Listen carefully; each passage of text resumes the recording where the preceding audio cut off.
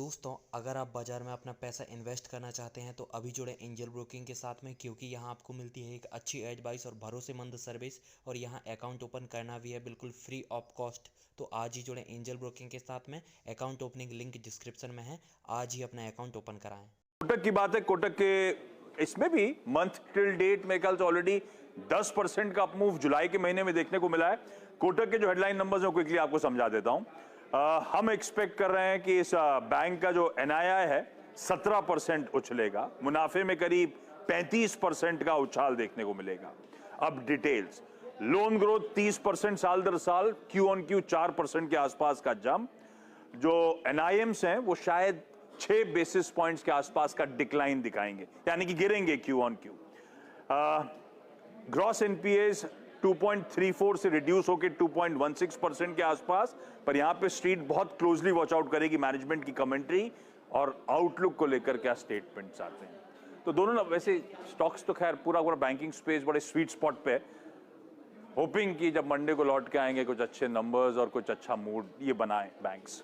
Mood तो आज से ही सुधर गया है, बहुत ही तगड़ा मूव देखने को मिला है। आशीष, इन्फोसिस के लिए मैं आपके पास लौटती हूँ, लेकिन इन दोनों बैंक्स पर एक व्यू ले लेते हैं कि क्या इस समय तत्काल ट्रेड लेने का मौका है या नहीं, और फिर संजय सिन्हा साहब को भी जोड़ेंगे सेक्टर पर एक व्यू देने के लिए। सिन्हा साहब को भी फटाफट जोड़ लेते हैं। Sanjay ji, good afternoon. Across the board rally देखने को मिल रही है। हम फोकस करें नंबर्स पर। निजी बैंकों के नतीजे जो अब तक आए हैं वो अच्छे रहे हैं। इंडसइंड बैंक के बाद हमने देखा स्टॉक में कल क्या तेजी बनती दिखाई दी थी। अब बात कोटक, ICICI और फिर सोमवार को एक्सिस, जिस तरह का परफॉर्मेंस देखने को मिला है, कितना वेटेज यहाँ पर आप जैसे फंड मैनेजर्स ने बढ़ाया है निजी बैंकों में?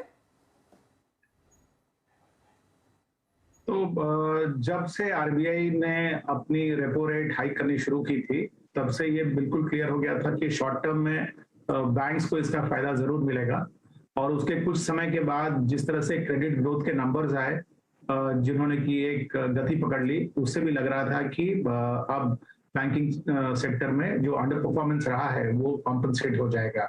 तो इन दोनों का मिला जुला असर जो था वो एक कारण बनता था कि बैंकिंग सेक्टर में एक्सपोजर बढ़ाया जाए।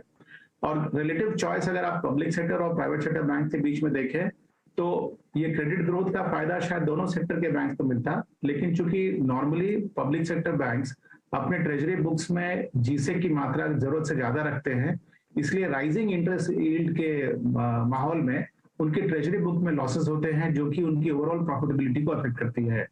कुछ दिनों पहले उन्होंने पब्लिक सेक्टर बैंक्स और बैंक्स इन जनरल ने रिजर्व बैंक ऑफ इंडिया से अनुरोध किया था कि ये जो नोशनल लॉसेस हैं उनके ट्रेजरी बुक में, उसको इसी क्वार्टर में एब्जॉर्ब करने के बदले अगर वो उसको एमोर्टाइज करे तो उसकी अनुमति रिजर्व बैंक ऑफ इंडिया उनको दे, लेकिन ऐसी कोई अनुमति आई नहीं। तो मुझे लगता है कि हो सकता है कि ट्रेजरी बुक की जो लॉसेस है वो कुछ हद तक पब्लिक सेक्टर बैंक्स की ओवरऑल प्रॉफिटेबिलिटी को अफेक्ट करेंगी, लेकिन प्राइवेट सेक्टर बैंक्स में ऐसा कुछ होने की संभावना मुझे तो नहीं लग रही है। तो इसी के लिए नियर टर्म अपॉर्चुनिटी अगर आप देखें तो मुझे लगता है कि पब्लिक सेक्टर के बैंक्स के कंपैरिजन में प्राइवेट सेक्टर बैंक में शायद ज्यादा हो।